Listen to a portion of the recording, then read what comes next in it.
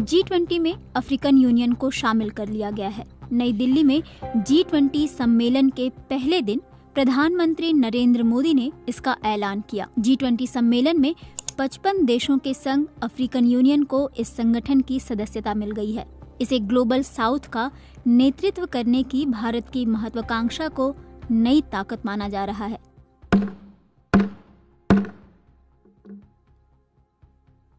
आगे की कार्रवाई शुरू करने से पहले मैं अफ्रीकन यूनियन के अध्यक्ष को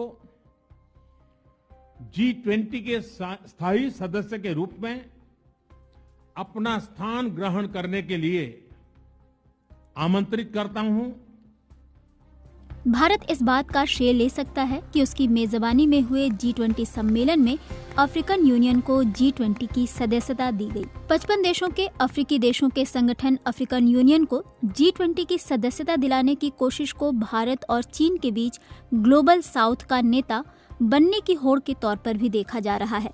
यही वजह है कि चीन ये दावा कर रहा है कि सबसे पहले उसने अफ्रीकन यूनियन को G20 में शामिल करने की मांग उठाई थी। रूस भी अफ्रीकन यूनियन को G20 में शामिल करने का श्रेय लेना चाहता है। मोटे तौर पर भारत, चीन, ब्राजील और अफ्रीका को ग्लोबल साउथ कहा जाता है। ये कोई भौगोलिक विभाजन नहीं है, क्योंकि ऑस्ट्रेलिया और न्यूजीलैंड भी दक्षिणी गोलार्ध में हैं, लेकिन ये देश ग्लोबल साउथ का हिस्सा नहीं है। ग्लोबल साउथ का नेता बनने के लिए चीन और भारत में एक होड़ चल रही है। अफ्रीकन यूनियन को G20 में शामिल कराने की कोशिश का श्रेय लेने की होड़ इस बात का सबूत है कि ये मुकाबला कितना कड़ा है। दरअसल भारत को आजादी लगभग उसी समय मिली जब नए चीन का उदय हो रहा था, लेकिन भारत और चीन की विदेश नीति में अंतर रहा है। जवाहरलाल नेहरू यूनिवर्सिटी में एसोसिएट प्रोफेसर और चीनी मामलों के विशेषज्ञ अरविंद येलेरी BBC से बात करते हुए कहते हैं, भारत की विदेश नीति समावेशी रही है, वहीं चीन की विदेश नीति में बड़े छोटे का भाव रहा है। गुटनिरपेक्ष देशों के संगठन से लेकर सार्क जैसे संगठन भारत की इस नीति के सबूत हैं, लेकिन चीन ऐसे संगठनों से दूर रहा। वो कहते हैं, अब जबकि चीन को लग रहा है कि वो ग्लोबल साउथ यानी विकासशील और कम विकसित देशों का नेतृत्व कर सकता है, तो उसके सामने भारत सबसे बड़े प्रतिद्वंदी के तौर पर उभर चुका है। यही वजह है कि वो ये नेतृत्व हासिल करने के लिए अपनी नीतियों को बदलने की कोशिश कर रहा है। विशेषज्ञों का कहना है कि अफ्रीका में भारत चीन से पहले से मौजूद है। भारत की मौजूदगी वहाँ सिर्फ निवेश करने या वहाँ के संसाधनों के दोहन के लिए नहीं है, जबकि चीन वहाँ अपने कारोबारी लक्ष्यों के लिए है। वो वहाँ निवेश कर रहा है, वहाँ के एनर्जी स्रोतों पर उसकी नज़र है। वो चाहता है कि ग्लोबलाइजेशन के जो फायदे अफ्रीका मुहैया करा सकता है, उसका इस्तेमाल वो अपने हक में करे। चीन ब्रिक्स सम्मेलन से पहले और इसके बाद भी ये कहता रहा है कि चूंकि वो अफ्रीका में सबसे ज्यादा निवेश करता रहा है, इसलिए उसका सबसे अच्छा दोस्त वही है, लिहाजा अफ्रीका को G20 में लाने का श्रेय उसे मिले। येलेरी की नज़र में चीन को ये श्रेय लेने का हक नहीं है। भारत ने अफ्रीका में 1950, 60 और 70 के दशक में अपने संबंधों को बेहतर बनाने में निवेश शुरू किया था, लेकिन इस दौरान चीन का रवैया वहां मौका परस्ती का रहा।